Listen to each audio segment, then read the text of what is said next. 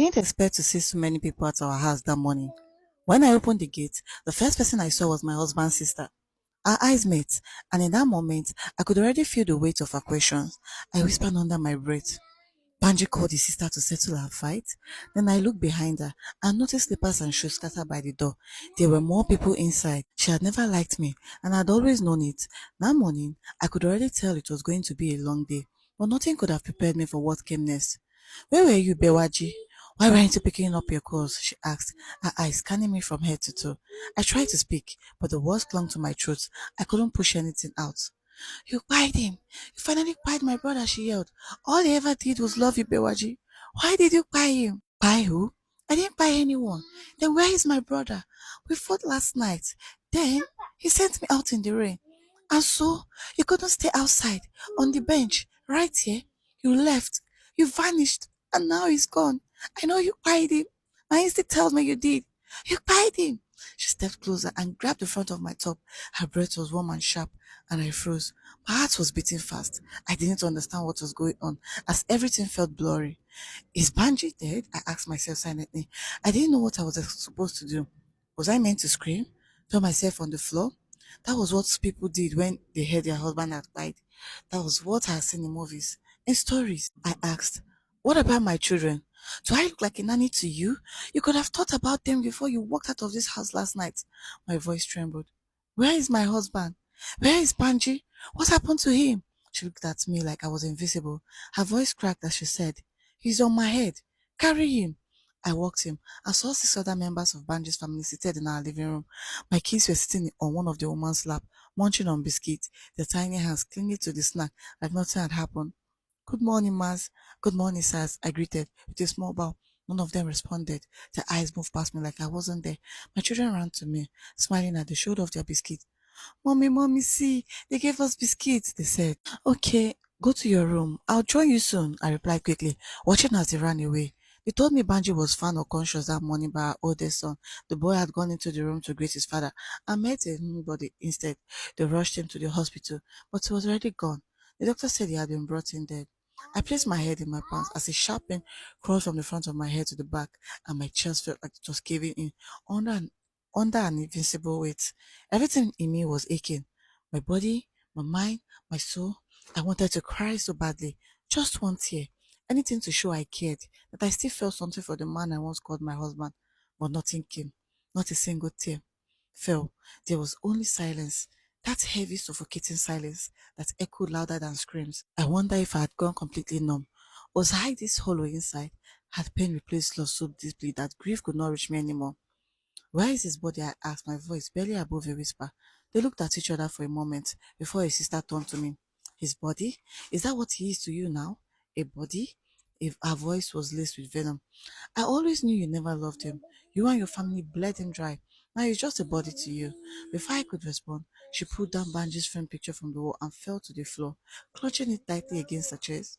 Banji, why did you cry like this? Why didn't you fight? Look at the woman you married. She's calling you a body now. I warned you, but you didn't listen. She was never good enough for you. The house became crowded an hour later. Friends, neighbors, and more family members streamed in. Lola and Ronke arrived too, their faces filled with concern. Your sister-in-law won't stop accusing you of buying her brother. Lola whispered. Ronke looked at me. She also said you didn't sleep at home. Where did you go, Bewaji? You weren't at mine. Lola said the same. Were you at a hotel? I looked at my two best friends and felt a lump rise in my throat. We had been friends in secondary school, yet they had no idea what I had been going through.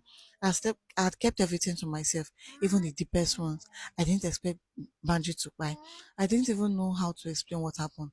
We are sorry for the questions, Lola said gently. We just wanted to be here for you. If you need to cry, please do. If I could say anything, a soft knock came at the door.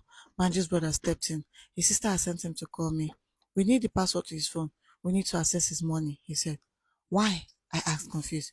To bring his body back and embalm him in one of the rooms, his sister replied, walking into the room. I gave them his password to check. 10,500, she said, looking at me like she couldn't believe it.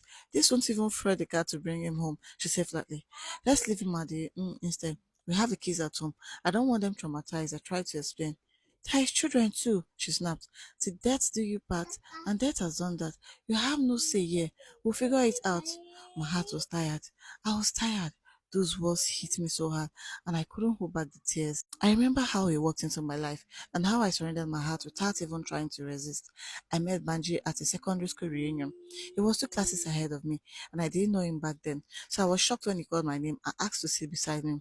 You're shocked I know your name, right? He asked with a smile. I know you're not from my set. Yes, I wasn't. But who forgets a secondary school crush? Your crush? I asked. He nodded. Minutes later, he was called up to present an award to an old boy who renovated the chemistry lab. After the event, we talked some more and exchanged numbers. That night, he called me. He told me he had just completed his accounting degree from the University of Ibadan and was preparing for NYC. We became friends quickly. When he was posted to Jigawa, I became the one he sent pictures and videos to. I was his gallery, his person. We were on a call one afternoon, just a few months before he finished his youth service, when he asked me to be his girlfriend. I was really happy to see you again after school. I couldn't stop thinking about you. I couldn't tell you how I felt about you in secondary school because I was preparing for my WAEC. That's understandable. He told me about the moment he first noticed me. Your laughter caught my attention. It was soft, but beautiful. Your dentition, I've always loved you. I think it's fate that brought us back. I liked him too. I couldn't deny it. I said yes and waited for him to return from Chigawa. This time, as my boyfriend. He sent me money sometimes and even helped me get new shoes when I mentioned them casually in a call. I look forward to our conversations every day. A week before his return, I got a new dress and flat, which I planned to wear to welcome him at the airport. The night before, I couldn't sleep. I kept turning, smiling to myself, imagining what it would feel like to finally hold him in my arms. I can't wait to kiss those soft lips of yours, he once said. And who told you they are soft? Well, I can tell just by staring at them. I smiled shyly. I wanted to kiss him too. I wanted to be close to him. On the morning of his return, I woke up by 5 a.m. and woke Lola too. She had traveled a lot by air and I needed her to go with me. Bewaji, it's too early. You said this flight was for 11 a.m. She said, still sleeping. It's just past 5 a.m. I want us to beat the traffic. Yaba to Ikeja is not that far. Let me sleep till 9 a.m. please. I'm sorry, I said, feeling guilty but still too excited. We got to the airport around 11:45 a.m. and my heart was beating fast. I smiled so much that my cheeks started to hurt. When I saw him, I ran to him with joy bubbling in my chest. My baby, I screamed. He said, hello to Lola and hugged me one more time before we left the airport. He told me he had booked a hotel nearby. He dropped his luggage there before heading to lunch. He held my hand and kissed it over and over again. Stop kissing my hand, it's too much, I whispered shyly. After lunch, Lola said she needed to leave, and I told her I would stay back. There was no way I was leaving so early. We said our goodbyes and she left. I was so happy to finally be alone with him. We talked for a long time about his service here, about life, about us. We headed to the hotel shortly. After where he called his parents and told them about his arrival in Lagos. He also told them about me and passed the phone to me.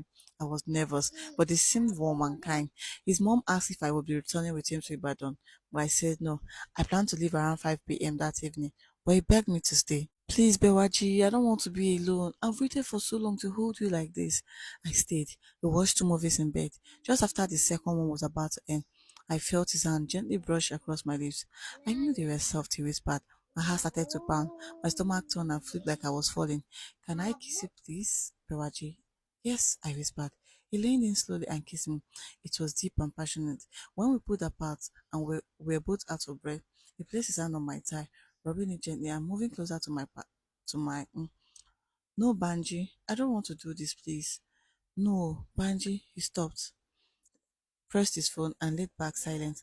I waited. He didn't say anything. I turned to look at him. Are you angry? He replied without looking up. No, I'm not. He got up, went to the bathroom, came back and laid beside me with his back turned. I wanted to fix it, to say something, but I didn't know how, so I turned my back to and tried to sleep. Later that night, I felt his hand again between my thighs. My body froze. I opened my eyes. Banji was staring straight at me. I want you, Beraji. Please, I don't want to do this. Please, I really need you. He didn't wait. He pulled down my almost tearing them and raised pinning my hands above my head and climbed on top of me. I wanted to scream and I wanted to push him off, but I couldn't. This wasn't how I imagined our love. This wasn't how I thought the night to go, to be continued.